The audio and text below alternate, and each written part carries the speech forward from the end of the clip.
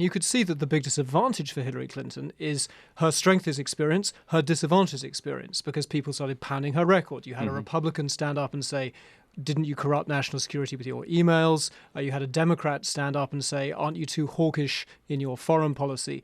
Donald Trump, because he comes at this with this kind of no detail, skate over the facts, kind of total sort of fantasy policy world, he had a very different experience at the same forum. He was able to say things that, frankly, to most foreign policy experts make no sense at all. Total fantasy policy world, is that a technical term? That's a technical term. So, for example, you could see the failure, I think, of this forum was he said, for example, we should take the oil.